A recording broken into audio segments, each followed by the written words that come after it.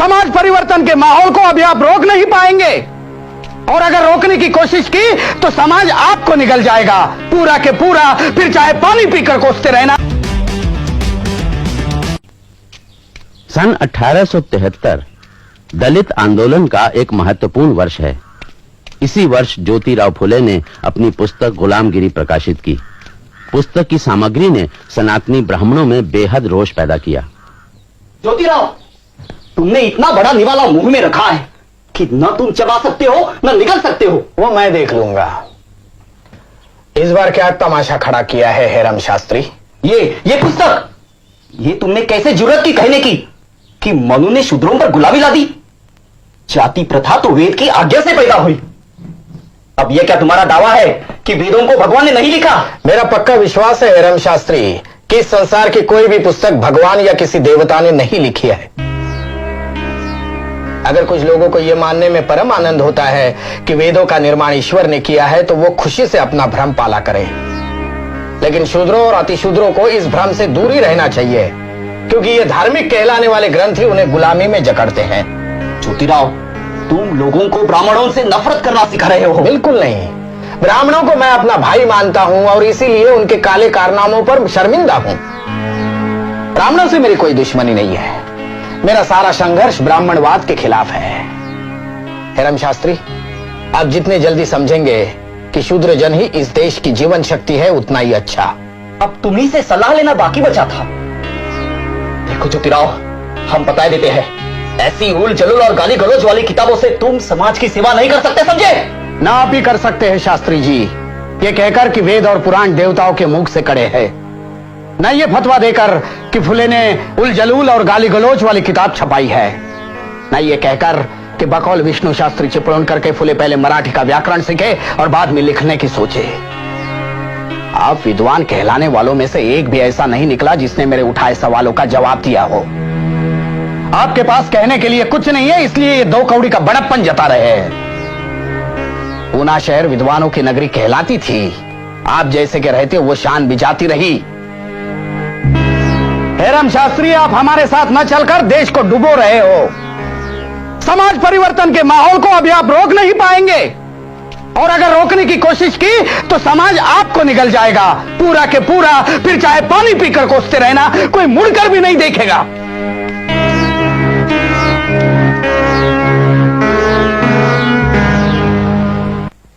गुलामगिरी पुस्तक की सफलता से उत्साहित होकर ज्योतिबा फुले ने सन 1873 में सत्यशोधक समाज की नींव डाली। मित्रों, आप सब लोग जानते ही है कि राजा राममोहन राय के ब्राह्मण समाज और अपने यहाँ के प्रार्थना समाज, इन दोनों संस्थाओं को बहुत विद्वान लोगों ने जन्म दिया है। उनका ध्यान ऊंची जाति के सुधार पर लगा हुआ है। वहां 101 बातूनी सुधारवादी जमा हो गए हैं।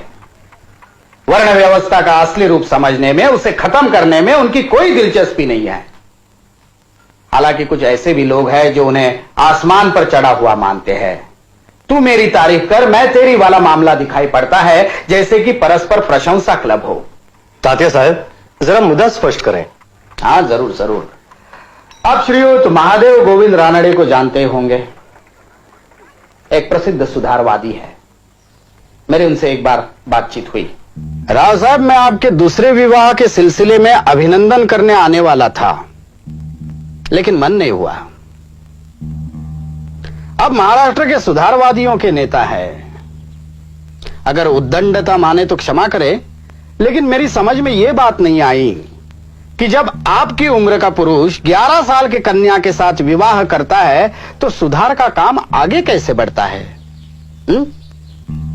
लोग आपका सम्मान करते हैं, आपको मानते हैं, इसलिए किसी ने कुछ कहने का साहस नहीं किया। मैं ठहरा कुनबी किसान, मैं किसी से नहीं डरता, इसलिए कह रहा हूं। तात्या साहब, आप शायद नहीं जानते, मेरे पिता ने आग्रह किया, इसलिए मुझे विवाह करना पड़ा। हाँ, इसमें कोई शक नहीं कि मेरी पत्नी मुझसे काफी छोटी है। राव साहब, आपका ये विवाह ना आपकी हैसियत से मेल खाता है, ना आपके सामाजिक विचारों से। जब आप ही जैसे सुधारक जो कहते हैं वही नहीं करते, तब आंदोलन 10 साल पिछड़ जाता है। मेरे विचारों में ये उचित नहीं है। मैंने ये आपको 2 साल पहले की घटना सुनाई। इससे मिलती जुलती घटना अभी हाल ही की है। एक श्रीयुत विष्णु शास्त्री पंडित को छोड़ दे तो इन ऊंची जात वाले सुधारवादियों में एक भी ऐसा नहीं है जिसकी कहनी और करनी एक समान हो। यही राव साहेब रानड़े की बहन जब विधवा हुई तब जानते हैं उन्होंने क्या किया? तात्या साहब, मैं आपके तर्क समझता हूं, मगर सच्चाई तो यह है कि हर आदमी इस विवाह के विरुद्ध है। आप तो जानते ही हैं कि पूना शहर में लोग मुझे धर्मद्रोही कहते हैं। अपनी बहन का केश वपन मैंने होने नहीं दिया। इस पर ब्राह्मण मंडली भी मुझ पर खार खाए बैठी है। इस हालत में अगर मैं उसका पुनर्विवाह करा दूं तो समझ लीजिए कि ब्राह्मण मंडली छत्ते से छूटी मधुमक्खियों की तरह मुझे डसना शुरू कर देगी। और इससे आप खौफ खा गए और अपनी बहन की जिंदगी बर्बाद करने को तैयार है। राव साहब, आप उसे मजबूर कर रहे हैं कि वो जीवन का सर्वोत्तम समय घर की अंधेरी कोठरी में स्तोत्र भजन का अनंत पारायण करते हुए गवा दे। बेहद अकेलेपन से जूझते जूझते एक दिन खत्म हो जाए। राव साहब, अगर आप यही करने पर आमादा है तो मैं कहूंगा आपसे बड़ा पाखंडी कोई नहीं है। आपकी सिर्फ जीभ चलती है, पांव नहीं। आप लोग राव साहब और राव बहादुर की उपाधियां पाने के लोभी हैं। समाज के नेता कहलाकर हार पहनने की लालसा रखते हैं आप। झूठ मूठ के नए सुधरे हुए आधुनिक विचार के कहलाना चाहते हैं आप। राव साहब, क्या आपकी आत्मा को ब्राह्मणी कट्टरता और कर्मकांड चाटकर साफ कर चुके हैं?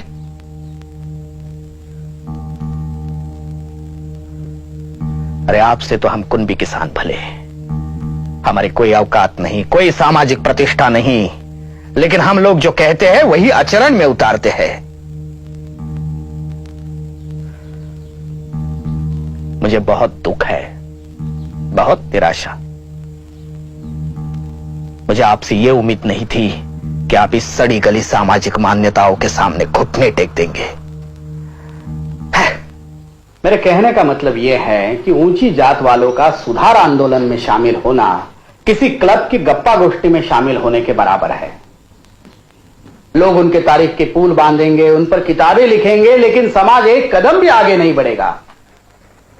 समाज को आगे ले जाने का काम शूद्रों और अतिशूद्रों को ही करना पड़ेगा और इसी लक्ष्य से सत्य शोधक समाज की स्थापना की जा रही है। मित्रों, मेरी आपसे विनती है कि आप माने ईश्वर एक है और सारे मनुष्य उसके बच्चे हैं।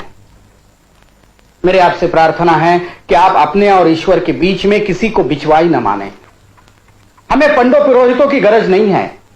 वो जन्म, विवाह, मरण आदि के नाम पर हमें ठगते हैं, उन्हें हमेशा के लिए हटा दीजिए।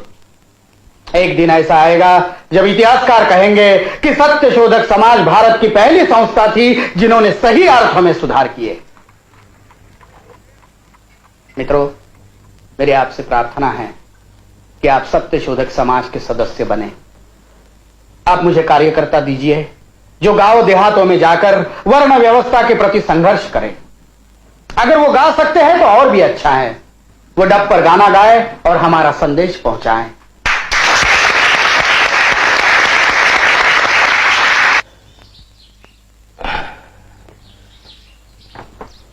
हाँ, अच्छा हुआ डॉक्टर भूले जो आप फौरन चले आए।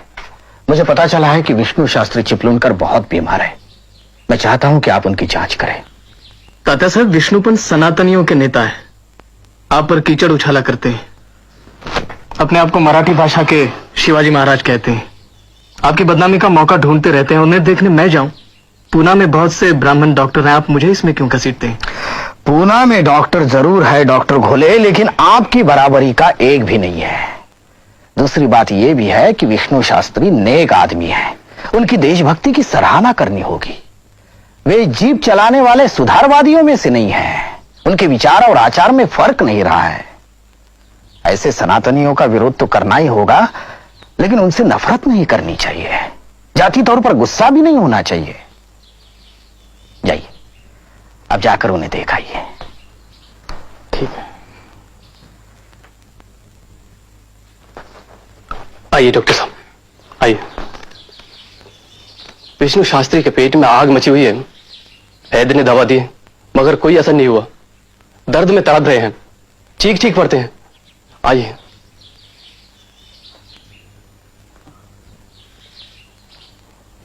शास्त्री जी, शास्त्री जी, डॉक्टर साहब आए हैं। यही कुंभी डॉक्टर मिला पूरे पूना शहर में? अरे मरना तो मुझे है ही, कम से कम शूद्र की छुई दवा खाकर तो न मरने दो।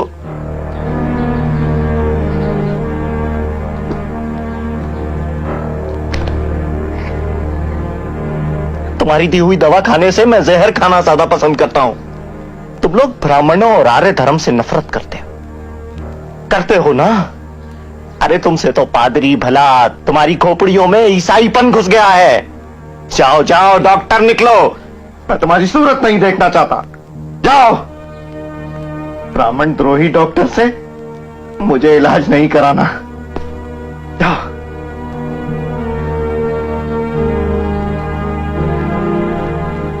माफ कीजिए डॉक्टर घुले, मुझे पहले ही समझना चाहिए था कि विष्णु शास्त्री आपका अपमान कर सकते हैं। खैर, अब तो वो